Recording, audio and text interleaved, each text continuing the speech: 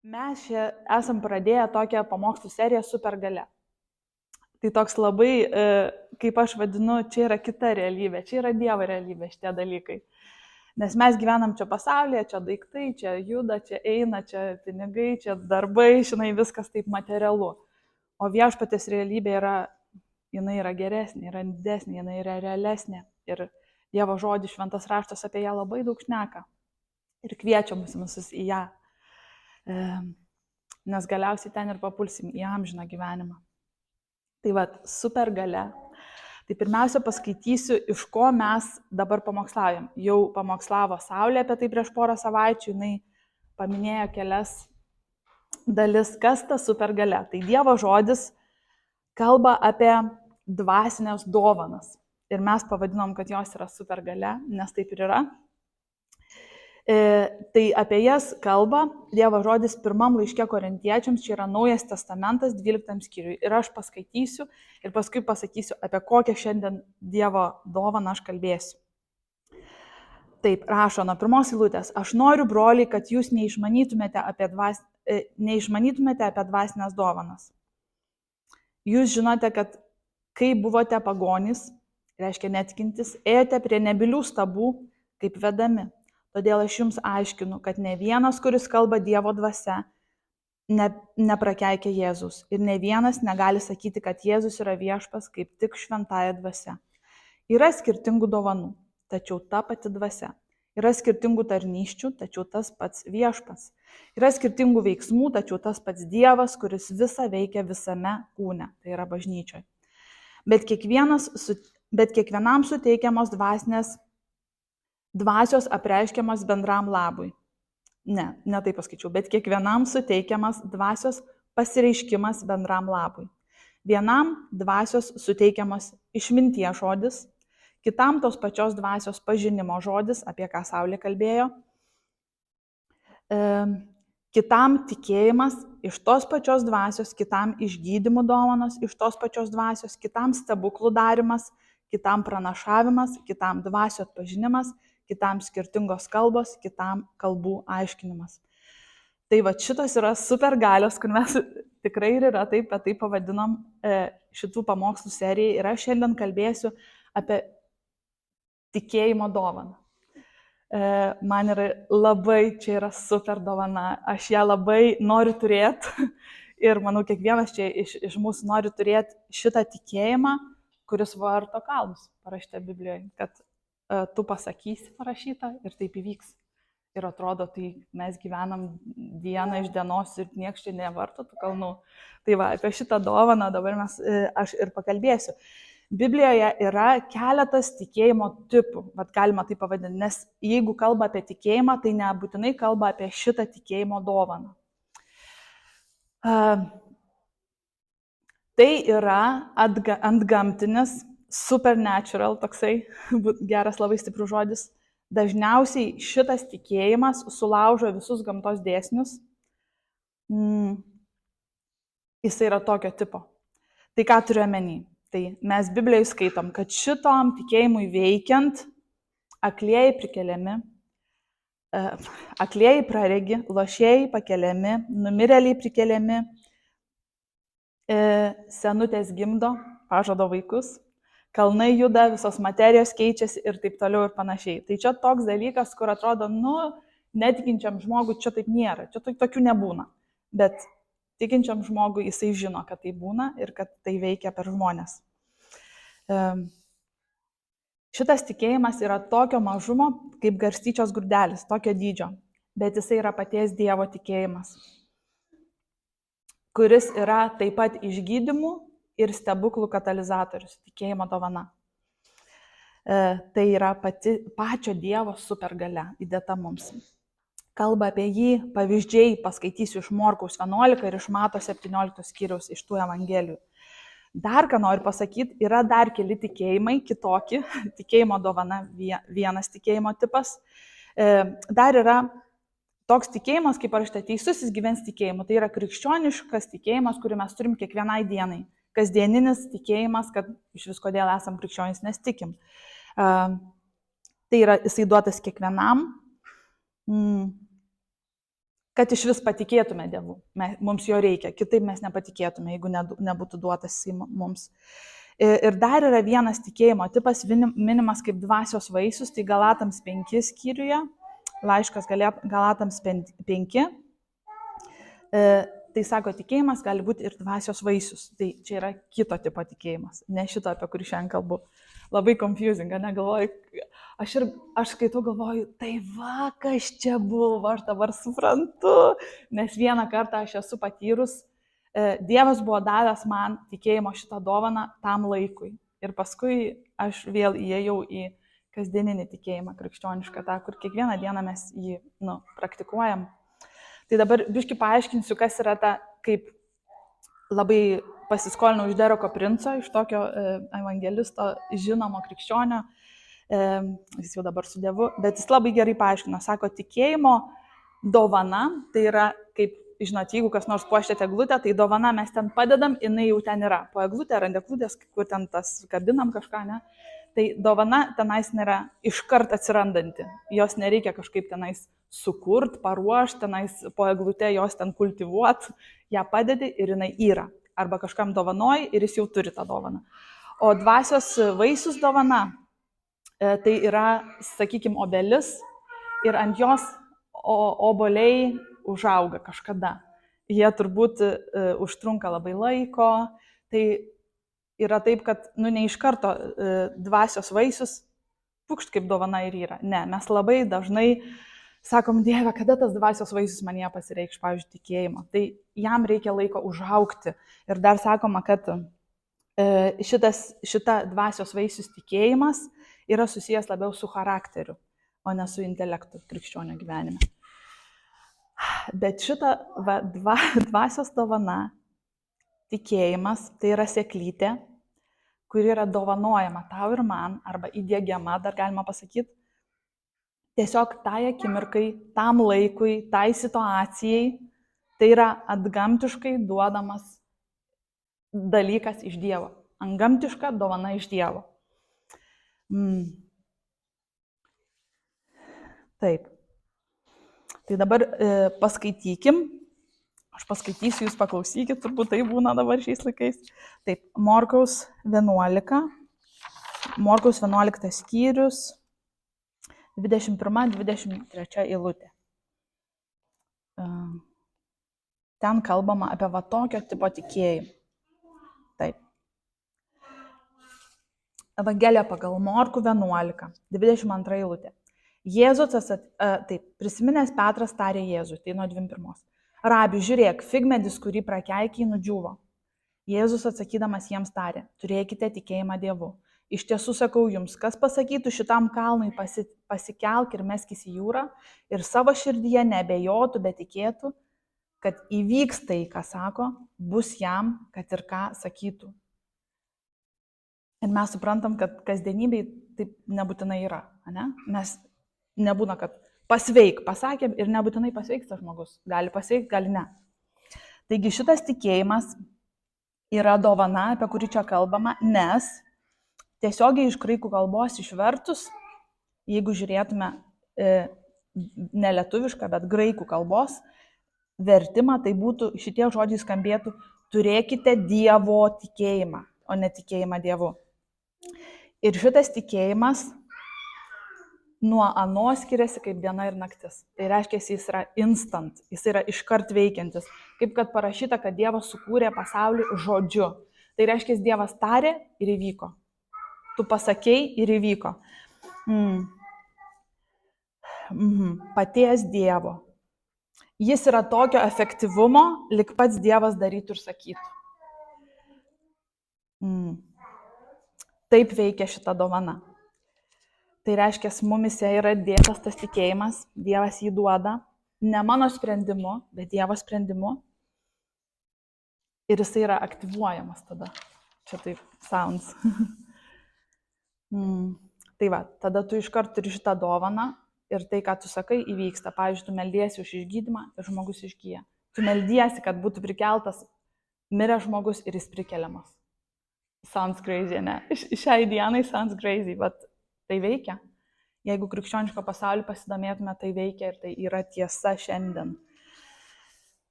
Taip.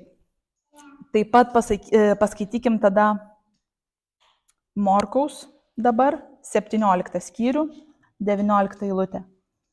Evangelija pagal Morkų 17. Tuomet mokiniai vieni priėjo prie Jėzaus ir paklausė, dėl ko mes negalėjome jo išvaryti. Čia reiškia kažkojo demono. Jėzus jiems atsakė, dėl jūsų netikėjimo.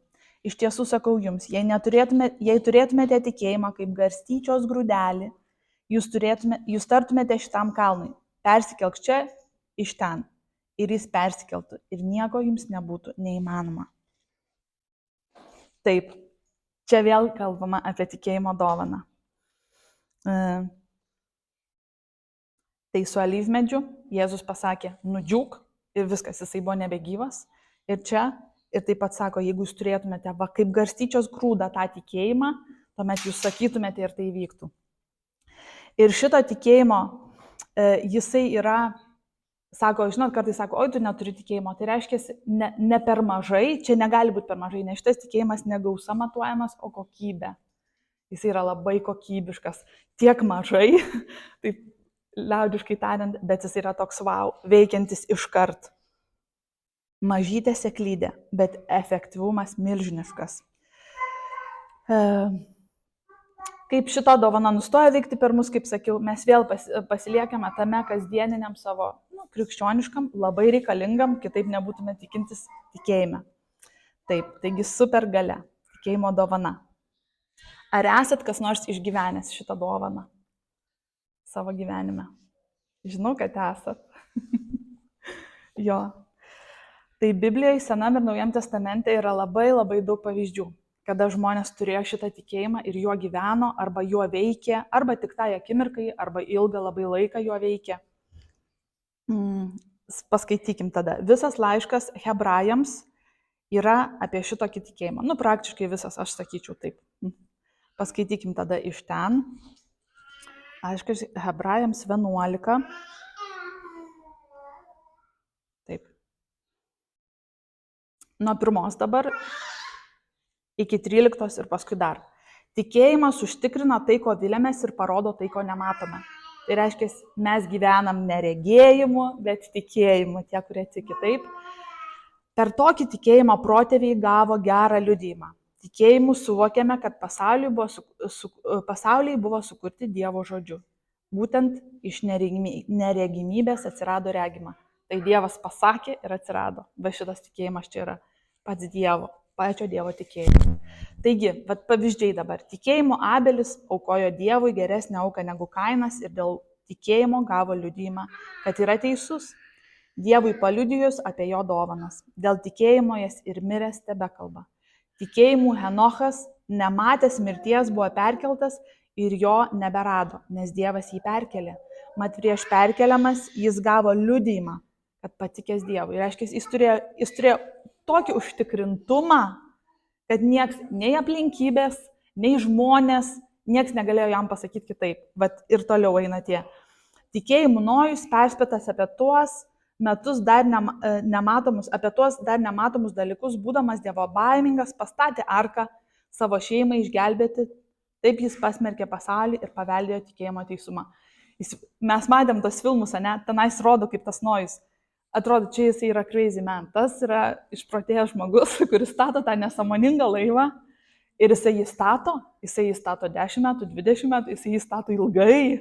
Ir jisai tikėjimu įstato šitus supergalios, šitą dovaną, kurią davė jam Dievas, nes visi galvoja, kad jis yra lunatikas, nesveikas, kažkoks ten visoks, ir visi iš jo juokiasi, jis yra pajuokos objektas, kaip dažnai būnam, jeigu pasakom, kad mes tikintis, tai kukulėlė, tada tau visai blogai. Taip žmonės žiūri, netikintis tave. Bet galiausiai atėjo tvanas ir visas juokas nurimo, nes jie visi tiesiog buvo paskandinti. O tikėjimu jis išgelbėjo savo šeimą ir visą kūrinyje, paskui toliau tęsiasi, nes jam buvo duota šita dovana.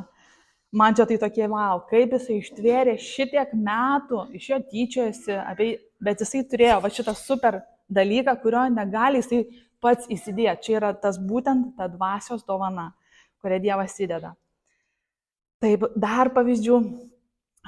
Taip, kaip sakiau, senutės gimdo pažado vaikus tikėjimu ir pati Sara, nevaisinga ir nebe amžiaus, gavo galios pastoti, nes jį laikė ištikimu tą, kuris pažadėjo. Tai pažadas irgi jinai tikėjimu turėjo tą pažadą. Viskas. Jei galėjo ką nors sakyti, jei sakė, turbūt, Sara, pažiūrėk, tu senutė, vargšelė, jau visa žila, kokie vaikai. Bet jinai žinojo, kad Dievas pažadėjo, pasakė ir buvo vaikas, kuris ir buvo pažado, paskui iš jo atsirado visa Izraelio tauta. Taip. Taigi ir toliau čia rašo, jie visi mirė tikėdami, kad dar negavę pažadėtųjų dalykų, bet iš tolo juos regėdami ir būdami jais įsitikinę priėmė juos, išpažindami, jog jie žemės svečiai ir keleiviai. Toliau ten rašo apie Abraomą, kuris tikėjimu nešė iš savo aukoti, kurį Dievas paskui jam dovanojo. Turėjo daug palikuonių ir taip visai tiesiog paskaitykit skyrių, tenais toliau pavyzdžių apie Mozę, kai buvo perskirta Raudonoji jūra. Žodžiu, nuostabus dalykai. Apie Dovydą, iš vis, čia yra superhero mano, Dovydas, kuris ateina Dovydas, aš negaliu nustoti šnekėti, čia yra saunas. Ateina ten visi kariai, tokie, žinai, įsikačialinę, visi ten įsuvokia, karų nugalėję. Ir Dovydėlis atlėkė. Sako, ką jūs bijot to? Jie sako, nu tu kvailas esi, visi vėl iš jo juokės, nes čia jau taip turi būti, iš mūsų turi juoktis, bet jeigu turim šitą tikėjimą, nes tai yra nežemiški dalykai, nerealūs šitie yra dalykai šito žemėje. Ir sako Dovydas, tai ne aš eisiu, pirmą eis Dievas. Jūs netikit visi Dievu, jie tyli, jie tiki, bet jie bijo, žinai. Ir Dovydas eina su akmenuku ir skelia į tą vietą ir Galijotas viskas, negyvas. Tai nei jisai stiprus, nei jis ką. Bet pirmą jo ėjo Dievas, jisai turėjo šitą supergalę, šitą tikėjimą, kurio niekas tenais neturėjo tuo metu. Taip išeina. Ir dabar iš Naujojo Testamento irgi yra pavyzdžių, nemažai, aš kelis paminėsiu. Pavyzdžiui, Jėzus turėjo šitą tikėjimą, jis ėjo vandeniu. Aišku, Jėzus turėjo visas dovanas šitas, jo. Toliau mokiniai, kaip juos Jėzus išsiuntė, be nieko, sako, nieko neimkit, eikit ir viskas, va taip. Ir jie ėjo, nes jos siuntė jų mokytojas. Ir jiems nieko netrūko, jie viską padarė, ką reikia. Tai reiškia, su tuo tikėjimu tai galėjai eiti, nes kitaip tai panika, kai aš darysiu, ką aš valgysiu, ką aš gersiu, kur aš mėgosiu, tokia panika turėjo būti. Man labai graži šita istorija, kaip moteris serganti kraujoplūdžiu. Jinai turėjo šitą tikėjimą, jinai pasakė, jeigu tik aš paliesiu jo drabužį, aš pasveiksiu. Ir mes galim žinoti dabar, ir jinai prasibrovė, jinai palėtė ir instantly, tuo pat metu. Tai įvyko, kaip ir kad sako, žodis buvo išleistas, jinai išleido, aš pasveiksiu šitą žodį ir tai įvyko. Paskui šimtininkas, kuris mato 8 skyriuje atėjo ir sako, Jėzau, taip ir taip mano tarnas serga, jisai sako, tai eikim. Ir tas tarnas sako, nereikia, neeikim, tu tik tark žodį ir mano tarnas pasveiks. Tai sako Jėzus, visam Izraelį nemačiau tokio tikėjimo. Taip. Taip, pavyzdžiai, dar aišku, jų yra daug tų pavyzdžių. Ir labiausiai faina, kad yra šiandien tų pavyzdžių. Ir kaip aš papasakosiu greitai savo liudijimą, kaip aš šitą dovaną gavau. Aš buvau tikinti jau tam kartui gavau, dabar labai noriu vėl, kad turėčiau. Tai tam kartui buvau tikinti jau daug metų ir aš padėjau klausyti žmonių liudijimus, kurie veikia toj dovanoj. Labai mano jisai draugas, aš nepažįstu žmogaus, toks, sako, jis su kokiu žmogum norėtum gyvenime labiausiai susitikti, sakau, su Andrew Womack, labiausiai norėčiau. Tai šitas brolis yra man pavyzdys kaip tikėjimo, turintis tikėjimo dovaną ir jis ją praktikuojantis yra, nes per jį buvo prikeltas numiręs jo sūnus, jisai tą dovaną praktikavo, tarė žodį ir jisai buvo prikeltas. Sakot, kur čia veikia, tai jo, šitam pasauliu tai yra, tik mes to nežinom, nes nei nesidomim, nei neieškom, nei neklausom. Jo, tiesiog veikiam savo čia metras ant metro, tai dėl to, jeigu nežinom. Ir tada aš taip užsikūriau, nes jisai tiek daug liudijimų pasakė, ten daug žmonių aplinkui jį patiria šitą dovaną, praktikuoja ją Ir ne tik aplinkui, ir kitose bažnyčios. Čia ne tai, kad čia dabar, žinai, sudėvinkim kažką. Bet man tai pavyzdys yra todėl, kad jisai turi tikėjimą Dievu ir turi Dievo tikėjimą. Ir aš tame taip įsikūriau klausydama, ypač kaip jisai pasako, sako, aš meldžiuosi už žmonės, kurie turi ant ausies tokius auglius, vėžius. Ir aš sako, už juos meldžiuosi. Kažkodėl visi pradėjo eiti pas mane, nežinojo, kad vienam tas auglys išgyjo, pavyzdžiui, nukrito. Pasimeldė žmogus, kažkiek laiko praėjo, nukrito guzas. Ta prasme, kaip? Va šituo va tikėjimu, jeigu žmogus jį praktikuoja, kaip Dievo jisai veikia, kaip koksai va, taip ir perkerta. Ir sako, aš melsdavaus ir aš pats turėjau, pats ant ausies turėjau tokį patį ten kažkokį panašų guzą. Ir visi man sakė, čia vėžys, Andriu, tu turi eiti, gydytis tau, čia labai pavojingai. Jis sako, aš tiesiog tiek nekreipiau į tai dėmesio, nes aš žinau, kad Dievas jau to pasirūpino. Tenais jau viskas yra išgydyta, ten jau viskas paimta yra. Ir vieną dieną, sako, man vis ten žmona dar pasirūpindavo, palydavo, pažiūrėdavo, jinai ten irgi jau tyli, nes jinai mato, kad aš turiu tikėjimą, žinai. Ir sako, vieną dieną tas guzas tiesiog nukrito. Jis tiesiog dingo. Ir viskas, nei aš tikrinu. Bet sako, onkologai pažiūrėjo ten, kurie dar susirinkimuose žmonės gydytojai matė, sako, čia vėžys, kamon, tu nejuokauk. Bet jisai turėjo tikėjimą ir taip jisai veikia tas tikėjimas. Ir per jį vis dar veikia. Tai čia tik vienas pavyzdys. Bet kaip man veikia, papasakosiu dabar. Dar prisiminiau keletą, kaip galvojau apie tai, kad mano vyrui veikia, manau, nes gal jis net nežino apie tai, bet jo, Justui. Tai aš tiesiog sakau, Dieve, viskas taip yra. Ir aš tuo metu turėjau labai didelę problemą, mano akis nuolatos pakliūdavo ten uždegimas ir tas uždegimas buvo toks stiprus, aš negalėdavau matyti, sako Justas Terminatorius, pastoviai, akis visą raudoną, žodžiu. Labai ją skauda, aš negaliu matyti, tenais blogi dalykai, ir aš turiu jau eiti pas gydytoją, nes tai yra rimtas uždegimas ir jis man tiek kartojosi ir tada aš turiu lašinti steroidus, jeigu žinot, tai yra stiprus labai antiuždegiminiai vaistai. Tada nuo tų steroidų man akise sukyla spaudimas ir man grėsia apakimas. Jis man buvo tokia užvirusi, toks chaosas, tokia košė ir aš nežinau, sakau, tai kaip čia daryti, 2 mėnesiai praeina vėl uždegimas, kitoje akį, vienoje akį, kitoje akį. Ir jie man darė visokius tyrimus, sako, tiesiog nežinom iš kur. Kraujo tyrimas geras, nėra priežasčių čia. Ir aš galvoju, tai čia nesąmonė tada, net nežinot iš kur, tai čia reiškia nėra to manyje. Ir aš tada uždėjau savo rankas, tai yra dar ir išgydymų dovana ant savo akių, bet pirmiausia veikia tai tikėjimas. Paskui, aišku, aš gavau išgydymą ir aš sakau, Jėzaus vardu šito uždegimo nebėra ir aš esu sveika, viskas. Viskas taip ir amen ir viskas. Ir nuo to laiko jisai dingo. Aš turėjau tą visą pakuotę, ten lašiukų kokius 7, kas 2 valandas jos lašint vis kitus ten.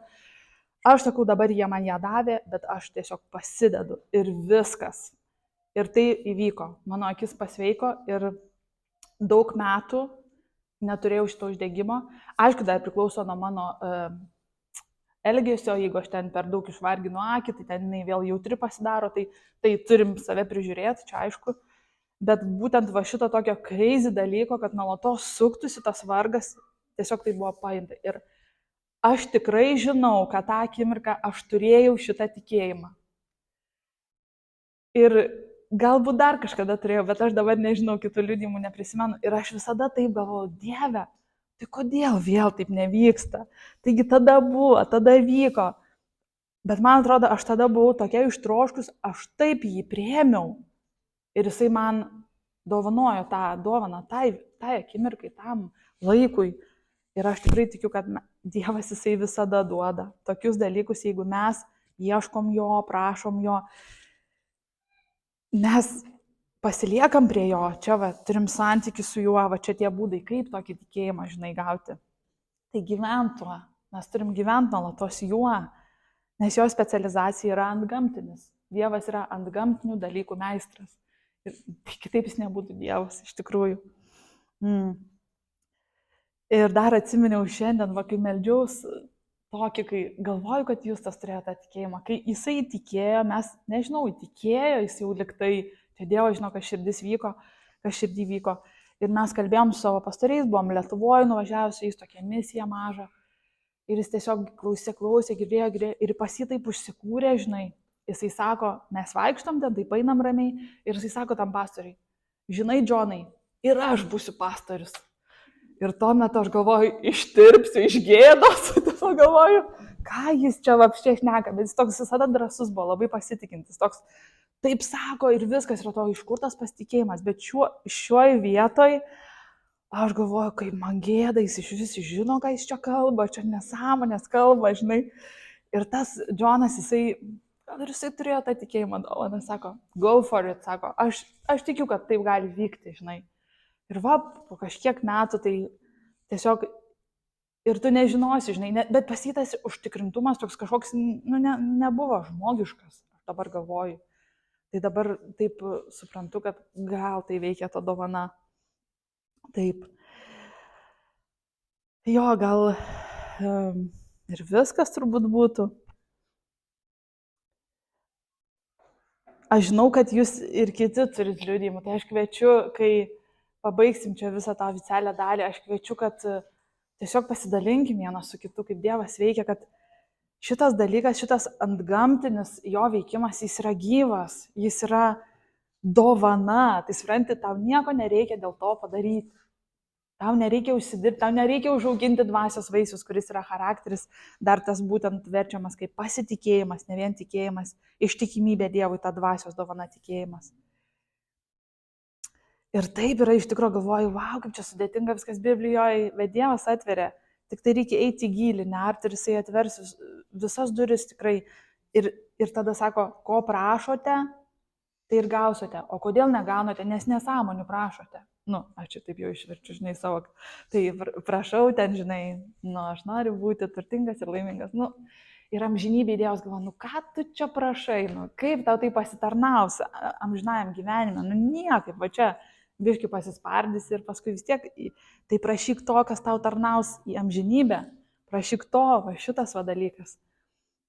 Visi tie dalykai, kurie, žinai, mus statydina kaip dvasinius, o ne tik tai fizinius. Tai tikiu, Dievas po mane pakalbėjo, ką reikėjo, čia aišku, mes tai dar daug turim ką papasakot žmonės, bet tai nereikia. Dievas žino, ką reikia. O dėl šitos dovanos, tai aš labai visus raginu, tiesiog prašykim Dievo. Nes jisai sako, dalina savo vaikams, jis nieko negaili. Tai taip, aš irgi nuo šiol nusprendžiau, kad aš prašysiu šitos dovanos. Jinai yra nuostabi visų labų. Ne tik čia man, čia, žinai, kad kūnas sveikas būtų, bet tikrai visų labui. Geras yra Viešpats. Ačiū, kad šiandien prisijungiai ir žiūrėjai pamokslą. Dėkojame visiems, kurie palaikote mus maldomis ir paremėte finansiškai. Jeigu norite prisidėti aukomis, tai galite padaryti lithuanianchurch.org/paremk.